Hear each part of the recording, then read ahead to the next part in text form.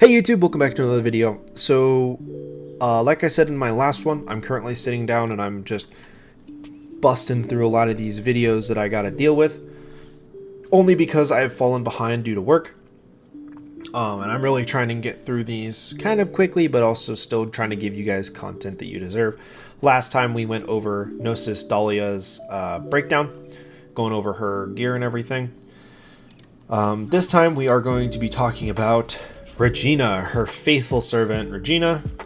Regina is a very interesting character in which that what she does is kind of interesting. I think it's a very unique skill set, considering there's not a lot of characters that do what she does.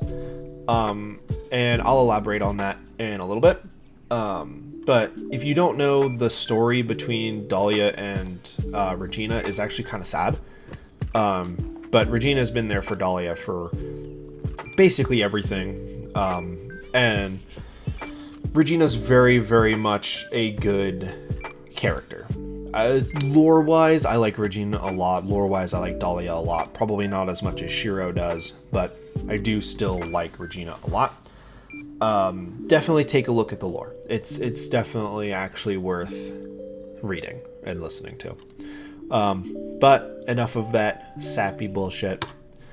Let's get into what she does. So, I do not have her completely built. She was actually one of my last characters that I got, and I'm working on it. So, her S1 attacks an enemy and increases priority of the caster by, I believe, 30%. And damage dealt increases proportional to the caster's evasion. So you definitely do want her to have a lot of evasion. That is just another substat that you want for her. But at level 1, her burst level 1, Regina's World stack increases damage, +1 Regina's World. At level 2 increases damage, and at level 3 resets the show must go on cooldown and gets an extra turn.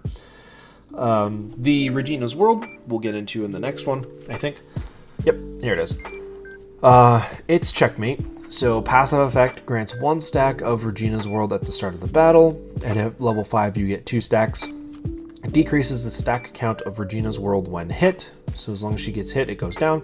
And then triggered effect, when evading an enemy's attack, reduce the cooldown of the show must go on by 1 turn and counterattacks when attacked. Damage dealt again increases proportional to the caster's evasion. So you definitely want to give her a lot of evasion. You give her some attack, some evasion, some speed, some crit chance. She is pretty good. Regina's World greatly reduces damage taken from enemies that are not granted increased accuracy. So if they do not have increased accuracy, their damage is going to be greatly reduced. Let's see. Level 4, she gets +1 turn increased evasion duration after counterattacking. So when she counterattacks, she'll get some bonus evasion.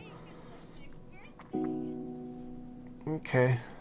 When she counterattacks, she'll get a bonus to her evasion, which is only going to help her do more damage. It's a scaling thing. Her S3, the show must go on, removes all buffs from the target and attacks an enemy. After attacking, grants 1 stack of Regina's World, decrease the stack count of Regina's World when hit, ignores 30% of the target's defense, and increase damage dealt proportional to the caster's evasion. The buff removal effect ignores the target's resilience. And at level 4 she gets actually 2, and it just increases the damage and reduces skill cooldown. Again, Regina's World greatly reduces damage taken from enemies that are not granted increased accuracy.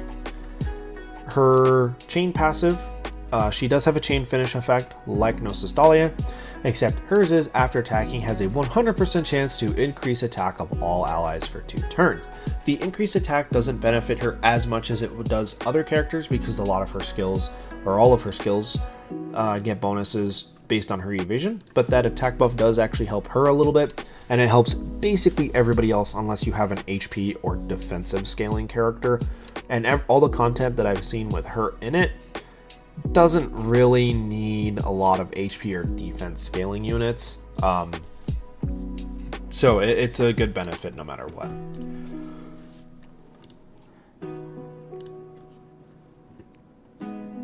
So her exclusive equipment, Harry Houdini, increased critical chance to dark by 15%, and removes 1 debuff from the wearer when its checkmate activates. So it's another way to get rid of like stun. I don't think you can get rid of stun this way. But you can get rid of like defense down, offense down, accuracy down, that kind of stuff. It's really helpful. Again, you do probably maybe want to put crit chance gems if you're struggling to hit that 100%. And I just spoiled it on accident, I apologize. I am doing crit chance gear. You do not have to do crit chance gear. I'm only doing crit chance gear because I genuinely just kind of threw this together. With her, these two I didn't, but her gear I did. I wanted her to have as high of critical chance as I can. I only have it at 59% right now because I just have some really bad rolls. Excuse me. Excuse me, I had a yawn for some reason. Yeah, you want to maximize that crit chance. You want, from my knowledge, what you want is you want crit chance, crit damage. Sorry, crit chance, evasion, attack, crit damage, and then throw some extra speed on there. Those are kind of what you want for her gear stats. And then for her weapon, I like Thumping Knuckle Dusters just because it does a flat attack increase, which is really nice. And then Spirit of Unification, I like being able to increase the attack. First things first, you could also do with speed if you're struggling with speed, or you can do crit rate if you're struggling with crit rate. You can also do penetration if you're struggling with penetration. Her accessory, you want Spirit of Unification with basically whatever stat you're lacking. Thumping Knuckle Dusters, you just want as much attack and then crit damage, crit rate, and all that fun stuff on it. Again, she doesn't have any costumes, unfortunately, but I find her very, very useful in some bosses, especially Calamari, which is going to be the next thing that I show you guys. But as adding to the new thing of going over star level, which I honestly forgot to do again, I'm going to be going over star levels. Star levels are so essential to a lot of different things. Hers are actually probably not too great. Level 3 star, burst level 2. At 4 star, she gets a plus 3% ally team critical hit chance, and then chain passive weakness gauge damage.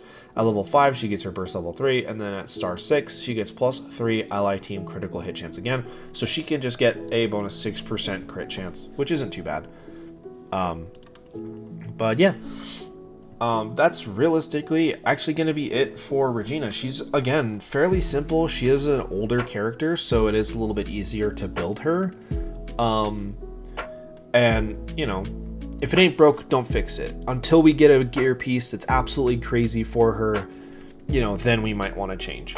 But until then, she's pretty solid doing it with even just this. She does pretty good in content, and I'll show you guys that when I get to that video.